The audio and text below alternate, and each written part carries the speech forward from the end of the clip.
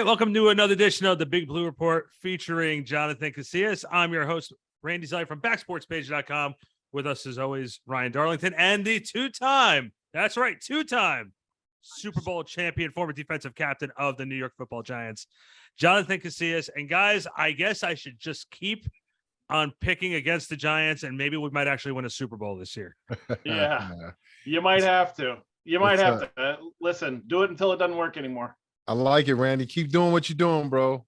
I felt so dirty, and I'm telling people the story. They're like, well, it's actually working. I'm like, no, I need someone to try and talk me out of this. What are we doing? Oh my Not God. happening here, brother. Well, so, usually for those who have listened to the first three episodes know that we usually jump into the last game. We talk about a couple of news and notes during the week, and then we preview the upcoming week. But if we're recording this as of Thursday night, and earlier today, Kadarius Toney has gotten traded to the Kansas City Chiefs. And I was very fired up when JC just logged on, and I said, I have to save it, so I got to get it out now out of my system. I told you guys he's fine. He wasn't hurt. Yeah. They were looking for a suitor for him because, again, when a new GM and a new regime comes in, they don't really want all the guys from the previous regime. This was not a Dable pick. You could tell that there was some friction there going all the way back to OTAs. So there was another tweet that he sent out, like kind of saying goodbye to New York, right? I've got it over here. It said, LOL, please don't go out sad thinking I care. And I think that's why he's gone. Right. Well, I mean, if you're talking about he doesn't care. And what we're talking about here, what's making this team successful right now is that they all have each other's backs. Yeah. They all want to be there. They all want to fight for each other. And he didn't. Yeah. He didn't care. It looked like he just didn't fit what they were doing, not schematically, more culture wise. Right. Exactly. And that's what you want to do when you come to a new team. You got the guys that were there already. You start looking like, okay, can these guys be part of what we want to do here? Yeah. And I just don't think that he fit that, and for whatever reason that is, because, he can play. Like, he's probably going to go to the Chiefs and have some success. Like, they, not that the Chiefs need more weapons, but, he's going to add to their, to their repertoire and it gives the Giants some good, capital, draft capital, which is, you could do anything you want when you got those picks, and the Giants decided to take over 10 picks last year, and it's like, well, maybe we can trade for a player this year. The trade deadline is coming up really soon. I don't know. I don't even want to throw no names out there. Everybody's saying a receiver, but like we talked before, just before Kadarius Toney left, it's like, I don't think they're bringing in somebody from the, at that position. But now that he's gone, it's like, okay, maybe they can and maybe they will. We'll see what happens. Yeah. I honestly feel that, JC, you played on 2 Super Bowl championship teams. You played with the Patriots and you played with the Saints. And you need to have that all for one for all type of attitude to have that success. It's not about individual statistics, and you can't really have crazy personalities standing out when you have championship teams like that. And I feel that Kadarius Toney had that standout attitude, not like, Odell or it just last year set such a rough tone, especially the game he got thrown out against Dallas when he got into a fight. These are not the things you want to be known for. You want to be known for your play on the field. And the thing is, we never really got to see a lot of that because it was everything else that we would talk about with Kadarius Toney. Yep. Yeah. So all the time too, like every time I seen him catch the ball or get the ball in his hands, it's like, oh, whoa. So, I think, we've seen it in college. We've seen, sparks of it, but it's like after everything came out and it's like the guy wasn't even hurt. It's like, oh man, like, that is not good, I think the Giants did a good thing in moving him, and removing him, and I think they will be better from that, and like I said, the draft picks will help. The Giants have drafted well. Gettleman didn't do that bad. People want to talk bad about Gettleman. Gettleman didn't do that bad. I mean, he got Daniel Jones, he got Saquon, he got a whole bunch of other guys that are still contributing to this team, and every now and again you get a guy who just doesn't fit the new regime, and I think that's just what it is. I don't want to put too much on it. I definitely don't want to talk bad about anybody. Right. I'm just glad that it looks like all parts, everybody won. Everybody won. It looked like Tony's happier now, which is good for him. I hope his career takes off, and I hope the Giants culture is improving. Morale's good. I'm in the building all the time now, and everybody's happy there. I like to talk to like the people in the cafeteria and stuff. And, years prior, everybody's like, oh, hey, how's it going? Everyone's like, oh, hey, what's up? It's like, that's what happens when you win, and the whole building's happy, not just the players and the coaches. Well, and what I think is very important too is, you said it great before. It's they're looking at the future, getting 2 draft picks. You're building for your future, and it's very smart to not go all in right now, because again, now 6-1, you're playing with house money. You've already exceeded any type of real expectation you were supposed to have this year. This was supposed to be an evaluation rebuild. If you're happy with 5 to 6 wins for the season, now you're 6-1. So, but it's good to see that they're not going to try and go all in to try and do it all this year. Their goal is not 2022. Their goal is 2023, 2024, 2025, and build it over consistency like this regime did in Buffalo. With the success that they've had this year, they've cooled that perpetual hot seat that is the New York Giants coaching job, right? And over the last 6, 7, well, even when Coughlin was here, look, when I was growing up, my younger days, and then when I got to my teenage years and my college years, I don't care if the Giants won a Super Bowl that year, Coughlin was always on the hot seat, bro. So it's like they kind of cooled that off, and nobody's even considering anything like that. They bought themselves 2 years with how they started this, this season. 2 years to build and possibly even struggle next year, because right now it's like they're rolling and they have control of their destiny, because they play the best team in the NFC twice coming up, and they get to get exact revenge on the only loss, which is the Cowboys. Yeah, it's a daunting task in beating these teams. There's a really quality teams, but it's all in front of them. Yep. They have equity now, right? They have equity that they can utilize if they need to. And I think what I love about, it's almost addition by subtraction, right? In the sense that because, it does take away something that wasn't working well with your system. It was, clearly going to be a bit of a disruption in the locker room. And what you get from that situation is options, right? It's not necessarily, they can do whatever they want with those draft picks. If they want to hang on to them and have to in the 3rd round, if they want to have a 6th round pick, they can leave them where they are. If they see that that's what's on their board, and they've got guys that are looking good in those spots. And it's a compensatory pick, right? So we get that 3rd round regardless. And it's, they can box it up. JC, to your point, they can box it up and trade for somebody else with it. But the point is that they have options, they have equity, and they have an idea about where they want to go, and now an ability to get the guys that they want, whether it's through a draft or via trade. It would be nice if they would make a move soon, like the Eagles did, signing Robert Quinn, and also like Dallas did, they signed the former Giant and Jonathan Hankins.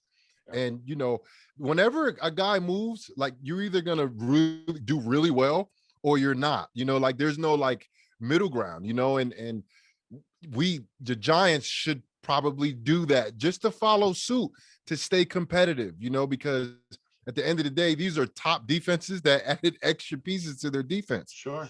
So look, let's take it's a copycat league, right? Let's take a page off of these guys' books and see if we can find somebody right now to help this year. Maybe. I don't know.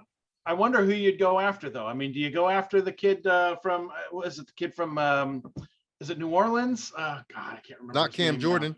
No, there's another guy. But I was thinking DJ Moore as well. I mean, somebody that's at the tail end of a rookie deal that maybe, be able to do something down the line, but it's not a huge cap hit this year. Oh God! DJ Moore's right there. DJ Moore's like 30 minutes away. He's professing that he's unhappy. So like, hey, just come up the turnpike a little bit, guy. Well, you start looking at the teams that are struggling, that sort of admit they're in rebuild mode. Like you look at Carolina, what Carolina's looking to deal away. Things in Denver look like they're falling apart because that experiment didn't work out well. Bringing Russell Wilson in, so they might be looking to move pieces. You start looking around the league of teams that are sort of out of it going into week 8. You know what I mean? And that's the hard part too, because you never want to wave the white flag in this league because you feel that you can be in it. You can have a good 3 weeks. You can have a good 3 weeks. You can have a bad 3 weeks, and that can determine what your season is. Giants are 6-1 right now. What happens all of a sudden if you drop your next 3? Well, to JC's point last week, all it takes is little tweaks, right? I mean, it's the little things, it's the details that make that ball bounce one way or the other. And so if you can make a move that just does that little change, that little tweak, maybe it affects your organization positively as well as the other, and it can be a win-win for everybody. Correct. But I think the other thing that we really have to look at, and it was Claypool from Pittsburgh is the guy that I was thinking about. Right. Somebody that's we only have what, 4 million in cap space, if that. Is it 3 million in cap space at this point? So it's around that 3 to 4 million range. Yeah, it's got to be somebody on the cheap, and so it's not necessarily going to be a big name guy. It's going to be somebody that's shown something that we can maybe make something out of. Or if you want to send Kenny Golladay out there and to Alcatraz, and I'm not trying to be funny about it, but like you said, you have a couple unhappy players who are on this roster right now. Yes, they have big contracts, but if you can find a way to move it, Well, I mean, I guess I was wondering if is it so far-fetched, and you can tell me if I'm just being totally stupid about this because I'm just a dumb fan.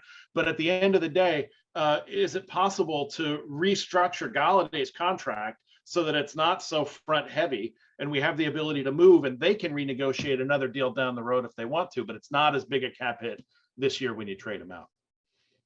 Yeah, Galladay's not letting nobody touch his money. I was about to say the same thing. Yeah. If you were playing and you were happy and maybe you weren't, performing as well. The day I signed with the Giants in 2015, JT Thomas, Shane Vereen, and there was one more, Dwayne Harris. We all signed the same day, right? Look, those are good players, right? All 3 of those guys took pay cuts. They all took pay cuts. I didn't take a pay cut. I was, playing a lot and my snaps, I hit like kind of all my incentives and stuff. But it happens all the time. But it doesn't happen with disgruntled, angry players. It happens with players that are playing and not playing possibly up to what they expect. So then it's like, all right, look, I like being here. I want to be here. I'll take a friendly deal to stay with this team that has a possibility of winning, and I can still play and get back to the player that I know that I am, and that's not in Galladay's mind. He's like, get me out of here right now. Well, and I guess that's pay me my money, get me out of here. Like, that's it. If taking a cut will get him out of there, right? I mean, I'm just saying. Yeah, I hear you though. If I had somebody paying me a ton of money, I wouldn't want to mess that up either. I just want you guys to picture that conversation. Kenny, how you doing? I'm not really that happy. Well, I wanted to talk to you about possibly renegotiating your deal. Hey, get the hell out of my face right now. This is the other finger. This is the other finger. You have a better chance of seeing the Pope show up the temple than you do getting your deal renegotiated with Kenny Golladay. Fair enough. So, putting a bow on the Kadarius Toney situation, I know I was a little fired up when we started up about it, but honestly, if you're not planning on using him, if he's not going to be a positive force on the field, especially right now, you have, Wan'Dale Robinson playing well, you have Darius Slayton playing well, you have your quarterback and your running back both rushing for 100 yards per game. I think you have to ride that out, and if he's not going to be part of the solution and help you, not only now but in the future, then it's time to part ways. And if the fact you were able to get what you got from him was a good situation. Pretty good. Yeah, pretty good. Third round pick is not bad compensation for Kadarius Toney. Yep. No, definitely not. Real quick, let's go backwards a little bit. Let's go back to Jacksonville from Sunday. And man, when it comes down to the final yard like that, man, they keep you on the edge. They come to the edge last of your minute 12. Seriously, that last minute 12 took 5 years off my life. Yep. Like, throw the refs in there too, right? Throw the refs in there. Every play, man. It's like, everything. Man. From Saquon going out of bounds to bad penalties. Saquon did it, and he's just like, you can see it as soon as he went out of bounds. He's like, oh man. But he did it like 2 or 3 times, He though. did. Right? I'm like, come on, dude, you're killing me. My exact thought when I was watching it was, man, if JC was just drinking a glass of wine doing our podcast last week, just imagine what he's drinking watching this game right now. Well, I was in the studio with Lance over there, so I was definitely sober. Definitely sober for sure. But you were wishing. I was thinking about it. Thinking about it. Thinking about that model. You know what though? That win reminded me very much of opening game against Tennessee, where you didn't know which way it was going to go, and if you're a Giant fan, you're like, oh no, I hope we're not going to start going back to our old ways. But you know what? It shows resilience from this team that they can keep taking these hits and come back from the other side. They're becoming mentally tough. And you got to give Dable the credit for that team becoming mentally tough the way they have been. And, again, I know we joke around about how I have to make my picks, but you look at this team, and if you weren't believing in them 3 or 4 weeks ago, you're certainly believing in them now, and it's not funny anymore. Now it's the New York Giants coming to town, or we got to go to New York and play the Giants. That's what these teams are saying now. And the Giants also understand they can't take a week off either. Yeah. And it looks like they're just starting to truly understand and embrace their identity, which is their gritty team. They're a gritty team. They may not look great on paper, week in and week out. Daniel Jones may not look great during the game. I think he put together one of his better games of his career, especially on the rushing side. And Saquon, like, it's like, no matter how you got him bottled up for 2 or 3 quarters, like, he only needs an inch, and he can create the inch on his own. That move he put on that safety in the backfield, like, there's not too many players that can make that in the world. Yeah. And then he gained a whole bunch of yards after that. It wasn't just got back to the line of scrimmage. No, he broke the run after he just shook a guy from basically was a 4-yard loss, which would have ruined the whole entire drive, right? But he's just a tremendous player. And now you got the emergence of Wan'Dale Robinson. He looks like he's good. And Slayton, let's start throwing this ball down the field. Let's just take a couple shots a game and see what happens.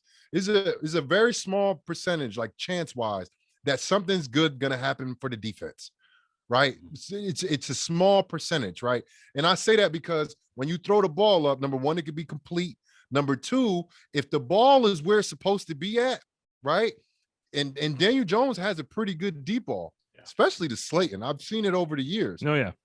If that ball is where it's supposed to be at, like I said, it's either going to be caught, dropped, or a pass interference is going to happen, right? It's very difficult for a defender to make an interception on a deep ball like that because they're running and they got to turn around and locate the ball. I think the 50-50 ball is kind of like a 60-40 ball almost, and we just need to start taking that shot a little bit more. That only won't open the offense up to run, but to also pass underneath. Now you got those safeties not sitting on those routes and bang eights, and the corners are not so pressing hard. They're not jumping the routes and staring at the quarterback. They're like, okay, 86 is in front of me. Okay, high shoulder, 5-7 step drop. Okay, I got to get out of there. And then boom, underneath routes start opening up. So not only pass to open up the run, right, and run to open up the pass, but pass deep to open up passes short as well. Yep. And not only that, too, but you got to give also a lot of credit to the defense. Oh, man, Dexter Lawrence is coming into his own. Leonard Williams has played very, very well. And that secondary, man, you can't say enough good things about the job the secondary is doing, too. Yeah. JC, what have you seen from this defense that's really, really impressed you? Well, like I said, they are the embodiment. Every single Giants team ever that was successful is led by their defensive line. And Dexter Lawrence, like you said, is coming into his own.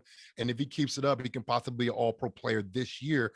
And, you couple that with Dexter Lawrence, and you couple that with Thibodeau and how he's been playing, and Jahad Ward, and even the DBs, like, I want to say a linebacker name, but I feel like nobody's really consistently showing up in that room, but they have the talent there. I think Tay Crowder's a good linebacker.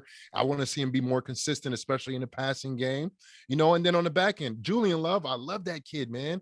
Like, he's an undrafted guy like myself. I got a special place for all my undrafted guys, and he's a leader. I heard him mic'd up. I was watching him today, and I'm like, man, look at him, man. He's just doing his thing, having fun out there. And getting guys riled up and going over like, go fast, guys, like just little stuff like that, kind of wake you up if maybe you thinking about the play before or something like that, and you got to have guys like that around, and McKinney had a great play. Like, man, I'm just so impressed. But with that, I'm not impressed with how much rushing yards they're giving up per carry, which they need to contain that, because you can't give up 6 yards, almost 6 yards a carry, and then think you're going to be a good team at the end of the year. It's still early, right? But now teams are going to look, and numbers don't lie. You're going to look and be like, okay, we can run the ball on this team. On these guys. Yep. That means we can control the clock. We can control the clock. We can be a more physical team than them. Like if the Giants get stopped on the run game and they're allowing rushing yards, that's not going to be a pretty game for the Giants. It's not going to be a pretty game, right? So they have to tighten up. They have the guys, I think, to do it. The linebackers, I think, have to show up more. So you're not playing with just one linebacker on the field. You got 2 linebackers on the field, so you can stop the run a little bit more. Yep. One name got to bring up too. He's played amazing. He was in Joe Judge's doghouse. Was O'Shane Zimas. Yep. He has really stepped up and played very well this season so far. Yep. Hopefully he's going to be healthy for us for the rest of the year. Yeah, we're knocking on wood. Right. I'll tell you the thing that I noticed though about in the Jacksonville game, and even to some degree against the Ravens, was that while the part of the defense going in that we all thought was going to be the most stout, right? The front 4. You got all these guys, Leonard Williams, you got Sexy Dexy up there, and they're the ones, Thibodeau, they're going to be the ones that really control things. But it wasn't necessarily them that won that game for us. The secondary, that was a concern for me going at the beginning of the season, right? But guys like Adoree Jackson really stepping up to make plays. McLeod stepping in to make plays, right? You got McKinney and Love, especially Fabian Moreau, right? Off the practice squad, stepping in to make a real big contribution. I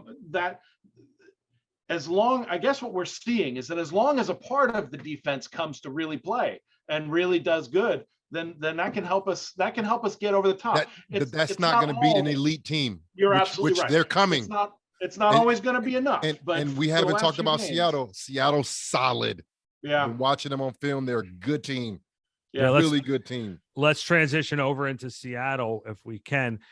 We joked in the beginning of the season, Ryan and I, about when we were looking through the schedule. We're like, well, there was always 2 teams on the schedule that you can label as rebuilding. And I said that was Chicago and Seattle. But I think Seattle's success, especially at their quarterback position with Geno Smith, it helped because they were one of the few teams when Russell Wilson was there. Their backup quarterback had the similar skill set that their starter has. Sometimes you see such a difference in what your backup is from your starter. Geno and Russell Wilson have a similar type of, I don't want to say similar type of game, but now that he's gone, he's not losing that style, the same type of style that Russell Wilson was. Geno likes to run. He can throw on the move. It fits perfect in Pete Carroll's offense. Yeah, I think, look, Geno was in New York when I was in New York, and I think he's a pro's pro.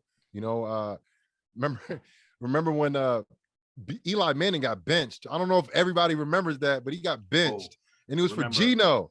And it just sucks because Geno got so much heat for it. It's like, it's not his fault, and then, people, they don't really have too many nice things to say about him as a quarterback for the Jets.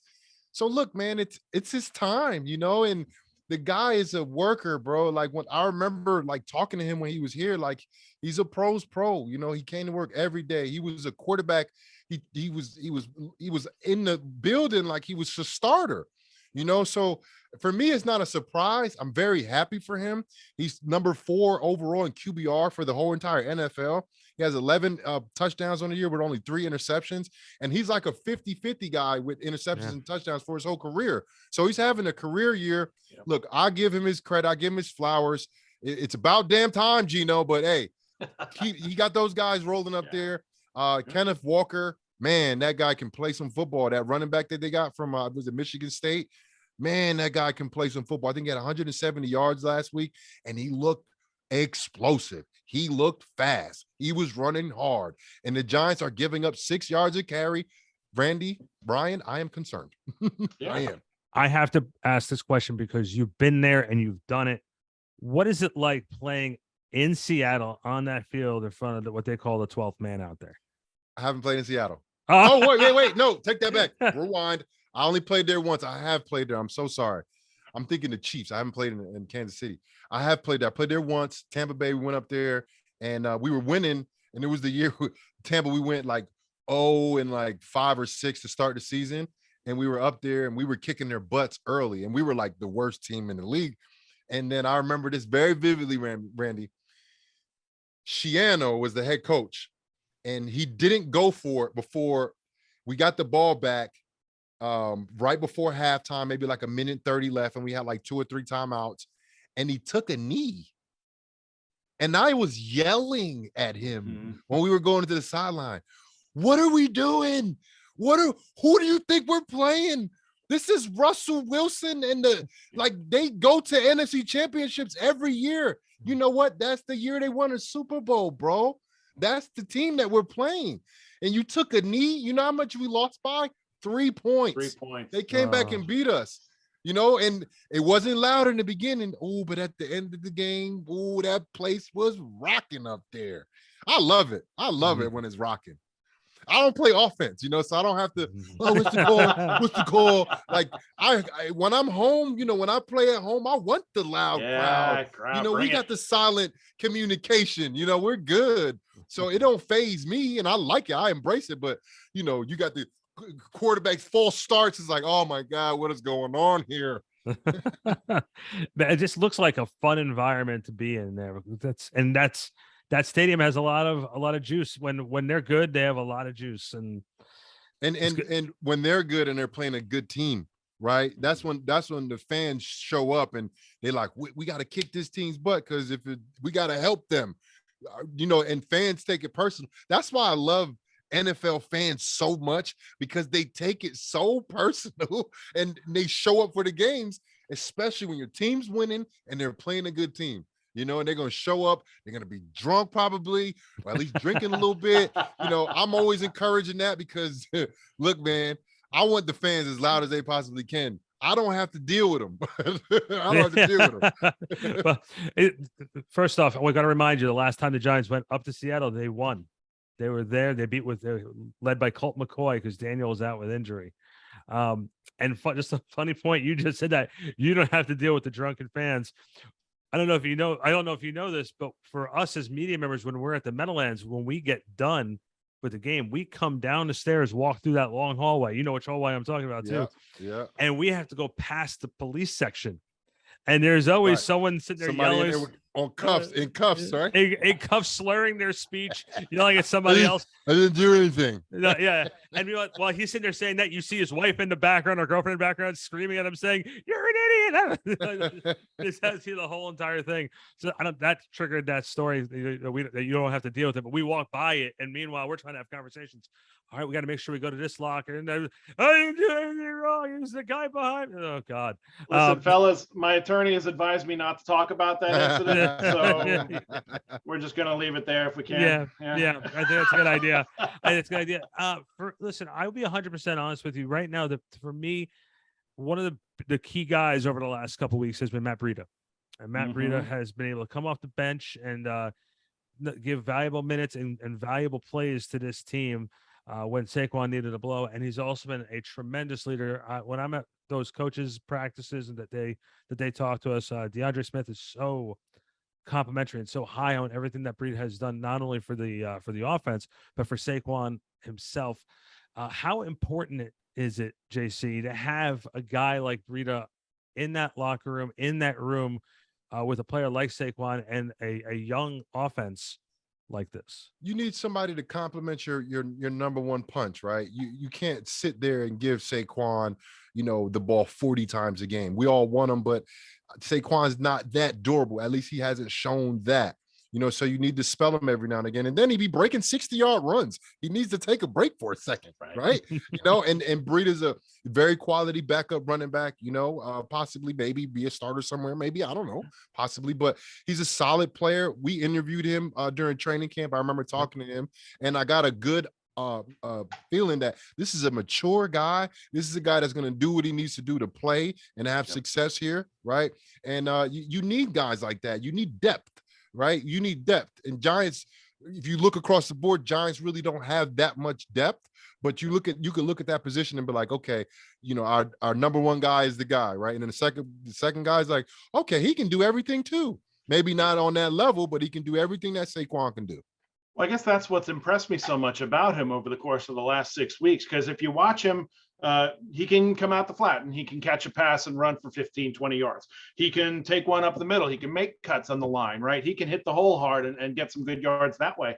But I guess one of the other places that you don't often think about when you're talking about a backup running back, or even your starting running back, is the blitz pickup, and how crucial it is. So crucial when you're talking about a guy chipping on the end, or like picking up a solid inside rush.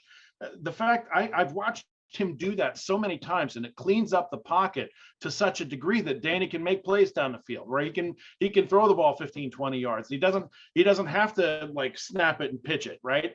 So I've been really impressed by A, his willingness to do it all, and B, how successful he's been in doing it all and seeming to be in the right place at the right time every time, right? So just lots of credit given to him.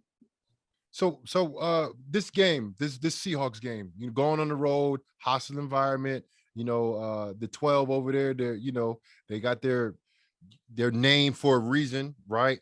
How did the Giants come out this game with a win? Because look, weeks ago, after you beat Baltimore, after the Green Bay game in London, you start looking at the schedule, and I know a lot of guys is like, oh, that's a layup. Jacksonville's a layup. The Seahawks a layup. Next Texas a layup. Like, bro, first of all, none of these teams are layups, okay? No, I don't care who we're talking about. None of these teams are layups. None of them, right? Seahawks, I'm looking at them and I'm watching film and I'm like, man, this team is pretty good. And Geno's playing at a very high level, and they have some pretty good receivers. Their running backs are really stout. They have a lot of rookies that's playing high-level football for them, which is like, okay, they're up to something over there in Seattle, and they believe in Pete Carroll. They're believing in this quarterback, and they're beating teams physically, So it's like, how do we go up there in Seattle and beat this team? Well, not only that, but I'm also looking at the injury report as we speak. Evan Neal. Not pretty. No, Evan Neal has not participated at all this week. Most likely going to be out. Zymus, as we were talking about before, he's out. Not sure. Leonard Williams has been limited. Obviously, you know what's going on with Bellinger with his eye, so that's a whole other situation. Ooh, that was scary. That was very scary. I thought he lost his eye for a second. I was afraid about that. Yeah, I've never seen an injury like that in football. Right. We've seen for some pretty horrific things over the years. Thinking like about Dak and his leg and things like that. Nick Gates. Oh yeah. Oh, man. Can we talk about Nick Gates at some point? Because I'm super excited about that. That's too. Like the best part of next week for me, is to see that man on the field having fought back from what he encountered. Such a feel good. Yeah, it's seven surgeries or something like surgeries. that. They weren't sure if he was going to keep the leg. Yeah, I mean, that's ridiculous. Well, so I seen him out a couple nights ago, whenever that was, after one of their wins, and I seen him out, and he in the cut, I'm in the cut, and I say what's up to him, and we speak briefly, and I'm like, yeah, how's it going? He was like, oh, it's good. I said, bro, don't hit me with the media answer, bro. How are you doing? How is your leg? How is life? How are you doing? Yeah. He was like, bro, I'm good, man. I'm so blessed. He was like, I'm so blessed, bro. I'm so blessed. World. He was like, I've came so, and he showed me pictures. Oh my gosh. The surgeries that he had to get done. Ooh, nuts. They had to cut his leg open. Yeah, a bunch. Ooh. Yeah, multiple. Man, I want you to think. Him, though. I want you to think about something, though. I want you to think about when he gets back on the field and Evan Neal's back on the field, having him, Neal, and Thomas together on that line is going to really help Daniel. Like, give him some really well-needed protection and some beef up front, which is well-needed.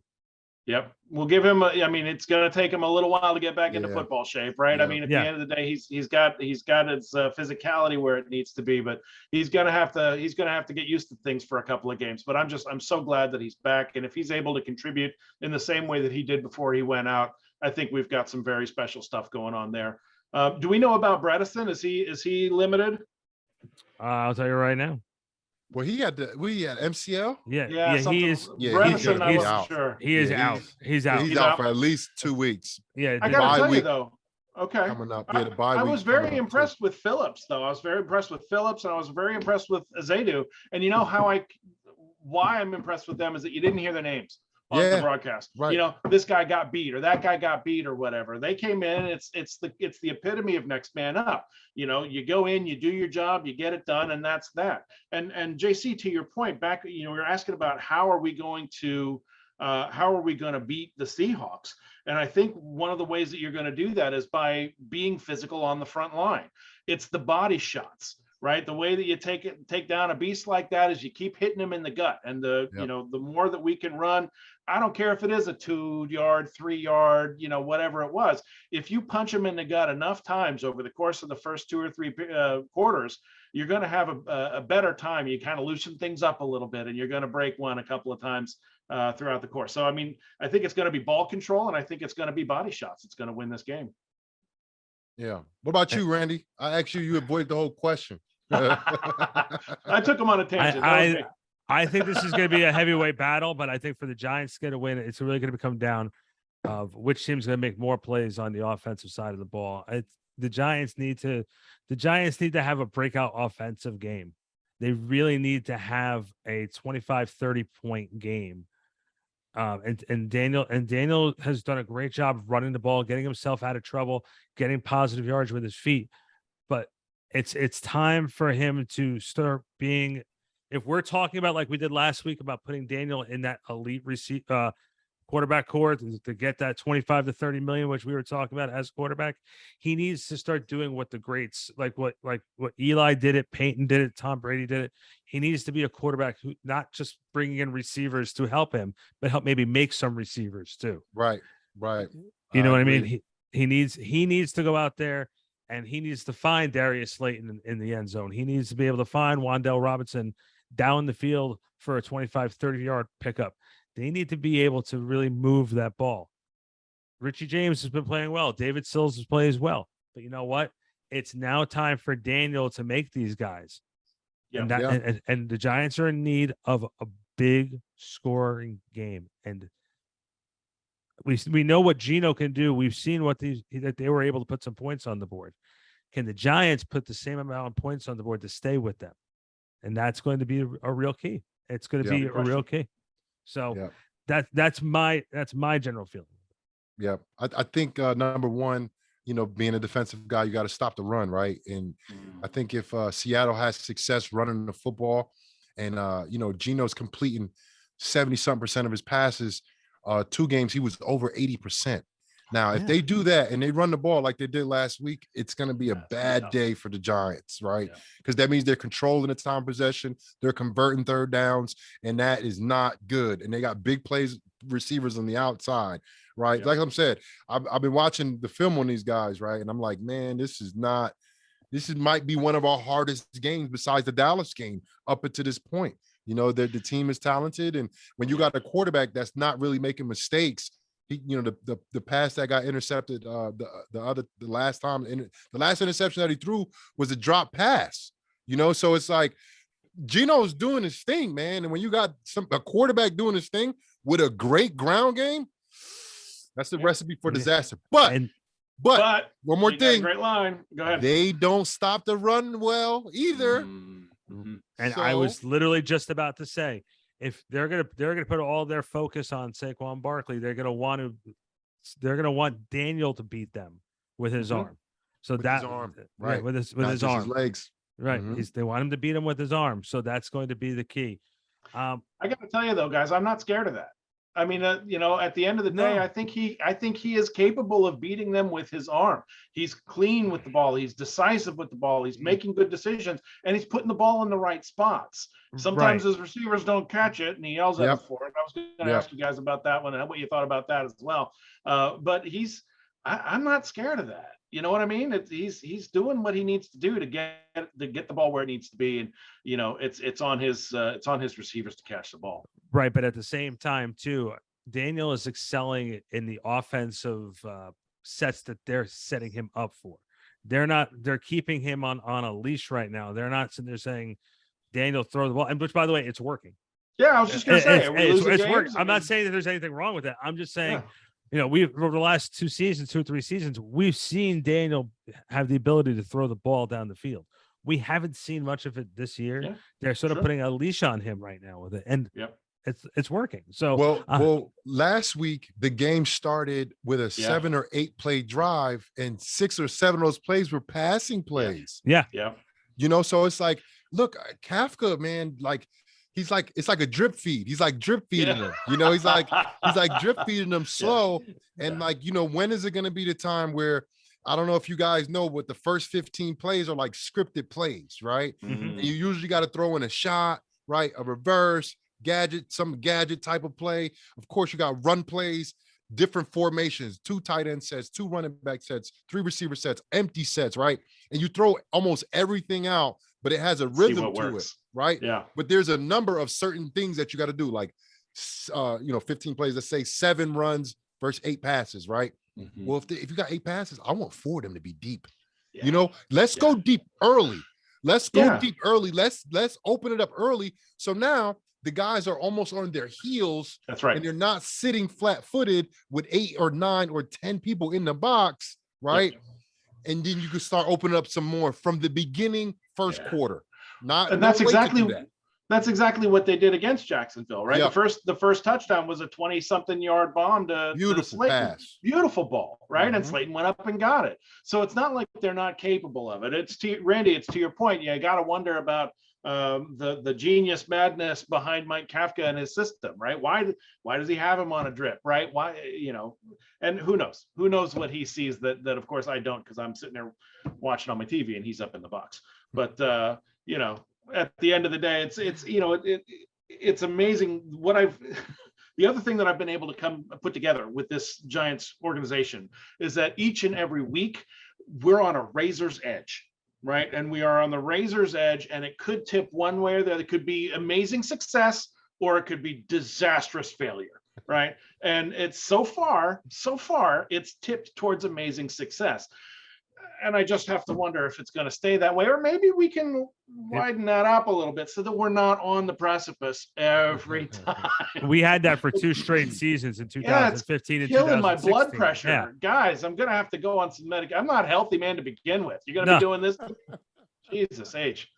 Yeah, we had that for 2 seasons in 2015, 2016, and Coughlin's last year, and McAdoo's first year. You were living on the edge, whether you're going to win or lose. In 2015, it was more, going down to the final wire and just coming up short. In 2016, you all of a sudden against Baltimore, you see Odell breaking out the game-winning touchdown in the final minute and a half. Mm-hmm. All these different things, and you're right, and you're sort of living on that razor's edge. And with that being said, 2 other quick Giants notes. One that JC has no idea that I'm going to bring up, but I'll do that one second. The other one thing is Sterling Shepard did have surgery this week. We want to wish him well and wish him a speedy recovery, and hopefully get him back on the field in Big Blue next season. I know you. Shep. Yeah, I know. I was going to say, JC, I know you know him. You know what kind of competitor he is too. Well, we hope he's back. We hope we get him back for sure. And now the other thing is, Ryan heard me talk about this too. I wasn't able to get my hands on the picture, but JC, you have some explaining to do, my friend, because we are in the Halloween spirit. A picture of you surfaced recently at a costume party for the season ticket holders. Explain yourself, please. All right. So what happened was, so the Giants, me being a local guy, they hit me up for a lot of the kid related stuff. because when I first played for the Giants, I came to him, I told him, I said, anything for kids, I'm here. Let me know. Do not talk to anybody else if it's in Jersey City or New Brunswick. That's what I told him. Please don't do that. I'm gonna be upset if I see somebody else going to my towns except me, especially if it's for the kids. So I've always kind of, gave them I offered them myself, like, if you guys got an event. So they were like, oh, we got some events for us. It's a Halloween event. Costume, you're gonna dress up as a costume. And I'm like, I could bring my own costume. I got some good costumes here at the house. They were like, nah, we got you. So they were like, what size are you? I'm like, well, I'm a large or extra large. They were like, all right, we got a nice Donkey Kong costume for you. And I was like, I don't really know how I feel about Donkey Kong, but Ahmad Bradshaw was there and he was Wario. And then some of the other Giants staff members were the other Mario Go-Kart, Yoshi, Mario, Luigi. Oh, it was dope. We had the whole crew. We were looking fly, bro. Did I not look fly in my Donkey Kong outfit? I had the J's on and everything. Had to be. You did, man. And I gotta tell you, I was like, and it was my wife who pointed out for me. She's like, we're sitting on the couch watching football. She goes, babe, look, here's JC. I was like, oh, is a picture of him, holding up a trophy or something like that. She's like, no, look what he's wearing. I was like, oh, I got to bring this up to him. We had a kid show up. Yeah. This kid just showed up. And I was like, I looked at him. I was like, look at us. I was like, hey, look at us. Look at us. It was so awesome when I seen that kid. Randy, just be happy the response from your wife wasn't, oh, look, that's JC looking good. He brings up a very valid point there. Hey, he brings up a very valid point. It is what it is, brother. All right, before we get out of here, I guess we have to do our usual predictions. Our goal, guys, this week was, as much as we loved our first 3 shows, we all said the same thing. We're going to try to make these about 30 to 45 minutes. That's that sweet spot. And we find our shows being like an hour and 20 minutes, an hour, 30 minutes. Did good on time today. Yeah, I know. We did better. We did a lot. We look to improve week by week, just like they do on the field. Giants, just like the Giants. So I will start with Ryan. Ryan, where do you see us against Seattle? Wow. So the last 2 games, I've picked relatively low, tight scores. I got to be honest, fellas. I think we're going to see the same this time around. I think it is going to be higher scoring affair, but I think it is still going to be a 1-score game. I'm going to go 27-31 Giants. Ooh. Am I up? I'm up. Unless you want me to go. If you want me I'll go. We want you to go last. Okay. You're the good luck charm, bro. That's it. You're the good luck charm. I do think it's going to be close. And you said the first number, I was like 27. I was like, I would think of 27. 27-28. Very close game, I believe. I think they're a 3-point favorite. The Seahawks are a 3-point favorite. So that's basically like, because they have home field advantage, like a wash almost. Yeah. So I do see that the game's going to be close. A turnover could change all of that, of course. But I think it's going to be close. I'll say 28-27 Giants. Here we go. You have no idea how much this hurts. This is like my least. I see it all in your face, bro. This is my least favorite part of the show. All right, so I guess without having to give an explanation, because I have to keep this streak alive, picking Seattle 32-28. I do agree with you that there's scoring. Like you said, it's the wash because it's the home field for Seattle. But all joking aside, this is one of those games we're talking about. This could be a heavyweight battle, and this might be unsuspectingly one of the closest games of the year for this Giants team, because this is 2 teams that are sort of hungry, looking to prove themselves. The Giants, the beautiful thing about the Giants, with all the success that they're having right now, Coach Dable is keeping them hungry. And just telling them this all can end tomorrow. So keep fighting. And Pete Carroll, man, Super Bowl winning coach, he knows how to motivate these guys. He is one of those coaches who's able to find the best out of every talent, whether they're a big name or an unknown. Pete Carroll is just a really good coach. Yeah. So again, sticking with what we've been doing, I'm gonna go with that 32-28 prediction for Seattle, and I feel dirty even saying it. And go take a shower, brother. It's great. You did us.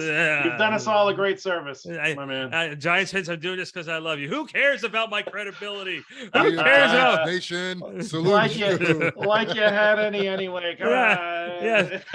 Who needs a soul? Who needs it? As long as the Giants are winning, baby. Who needs balance? As long as I'm here to serve you Giants fans and do the right thing. Sacrifice. Oh man, take a shower in a few minutes. All right. This has been the Big Blue Report with Ryan Darlington featuring Jonathan Casillas. I'm Randy Zellea from Back Sports Page. We cannot leave without doing our plugs with Mr. Casillas. I am on Instagram. I am Jade_52. On Twitter, I am J Casillas 52. Holla at me. And of course, Randy BSP on the old Instagram and the Twitter machine. And by the way, don't forget to go on to cameo.com. JC will give you a birthday wishes. He might even fire someone for you if you really need him to. That's the beautiful part about Cameo. And with that being said too, I have responsibilities for all of us this week. I think if we are all dressing up on Halloween, we should all post our Halloween costumes on social media. As well as JC, when you're in the studio this week with Lance, you should definitely post a couple pictures of you guys doing your thing behind the scenes. I think everyone would love to see what you do over there. So for Ryan Darlington, I'm Randy Zellea. That guy is the 2-time Super Bowl champion and defensive captain, JC. He's the captain of our team here. And we'll see you next week here on the Big Blue Report. Peace.